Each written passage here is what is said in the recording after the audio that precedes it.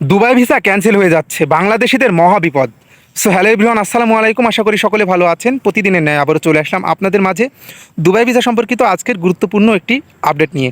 হ্যাঁ, আপনারা ইতিমধ্যে ঠিকই বুঝে গিয়েছেন, দুবাই ভিসা অটো ক্যান্সেল একটা গুরুতর একটা সমস্যা বাংলাদেশিদের জন্য এবং নেপালি পাকিস্তানি তাদের জন্য। তবে বিশেষ করে যারা বাংলাদেশি বর্তমান সময়ে আছে সংযুক্ত আরব আমিরাতে, তাদের একটা প্রশ্ন যে অটো ক্যান্সেলটা হচ্ছে কেন বা অটো ক্যান্সেলটা হওয়ার মূলত কারণটা কি, এটা কিন্তু কেউ এখনও পর্যন্ত রিসার্চ করে খুঁজে পায় নাই। তবে আমরা কিছু বিষয়ে রিসার্চ করেছি, এই রিসার্চের প্রেক্ষিতে আজকে কিছু কথা বলবো। সো বর্তমান সময়ে আসলে ভিসাটি ক্যান্সেল হচ্ছে কেন, বাংলাদেশিরা কিন্তু জানেন বর্তমান সময় সংযুক্ত আরব আমিরাতে যদি 100% বাঙালি থাকে, তার মধ্যে কিন্তু 90 থেকে আপনার 80% বাঙালি কিন্তু অবৈধ হয়ে যাচ্ছে। এবং অবৈধ হয়ে যাওয়ার পরেও দেখেন অনেকে কিন্তু এর মধ্যে ভিসা লাগিয়েছে, অনেকে ফ্রিজন কোম্পানিতে চলে গিয়েছে, আবার অনেকে কিন্তু আপনারা লাইসেন্স করেছে বিজনেসের ক্ষেত্রে, ইভেন অনেকে কিন্তু আউটপাস নিয়ে দেশে চলে এসেছে। সো এখন বর্তমান সময়ে যাদের ভিসার মেয়াদ ছিল, ভিসার মেয়াদ থাকার পরেও যারা সংযুক্ত আরব আমিরাত থেকে বাংলাদেশে ছুটি কাটিয়েছে, ছুটি কাটিয়ে অনেকে কিন্তু আপনার এয়ারপোর্টে যাওয়ার পরে দেখতেছে যে তার ভিসাটি ক্যান্সেল হয়ে গিয়েছে, সেক্ষেত্রে তাকে ইমিগ্রেশন আটকে দিয়েছে। এরকম ঘটনা কিন্তু আমরা বর্তমান সময়ে অহরহ দেখতেছি। তবে বর্তমান সময়ে আপনারা যারা ভিসা চেক করতে পারেন না, ভিসার স্ট্যাটাস চেক করতে পারেন না, আপনাদের লিঙ্ক দিয়ে দিব ইনশাল্লাহ। আপনারা অবশ্যই আমাকে ইনবক্স করবেন, কীভাবে চেক করবেন না করবেন অবশ্যই আপনাদের ভিসাটি আমি চেক করে দিব ইনশাল্লাহ। তবে বর্তমান সময়ে ভিসাটা ক্যান্সেল হওয়ার কারণটা কি? আসলে দেখেন, ক্যান্সেল হওয়ার মূলত অনেকগুলো কারণ রয়েছে।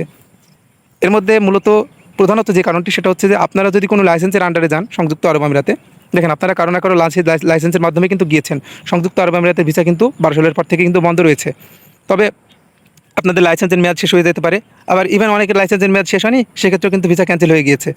সো সব মিলিয়ে যদি বলতে চাই যে আপনারা কিছুদিন আগে দেখছিলেন যে দূতাবাসের কাছে বাংলাদেশিদের অর্থাৎ বাংলাদেশি কর্মীদের একটা খোলাসা চিঠি অর্থাৎ গিয়েছিল, এবং তারপরে দূতাবাসে কিন্তু একটা আবেদন যায়। এটা কিন্তু আমার ফেসবুক আপনার ইউটিউব চ্যানেলে কিন্তু পোস্ট করেছি যে কিভাবে আপনারা এই আবেদনটি করবেন। আপনাদের পাসপোর্টের নাম অর্থাৎ পাসপোর্টের নম্বর, ঠিক আছে, আপনার নিয়োগকর্তা কোম্পানির লাইসেন্স নম্বর, ঠিক আছে, আপনার রেফারেন্স নাম্বার, সব মিলিয়ে কিন্তু আপনারা পাসপোর্টের কপি সহ কিন্তু আপনারা বাংলাদেশে যে নিযুক্ত দূতাবাস আছে আপনারা কিন্তু সেখানে যোগাযোগ করতে পারেন, যোগাযোগ করে দেখতে পারেন। তো অনেকে কিন্তু এটা করতেছে, তবে এটা সমাধান কিন্তু এখনও পর্যন্ত আসে নাই।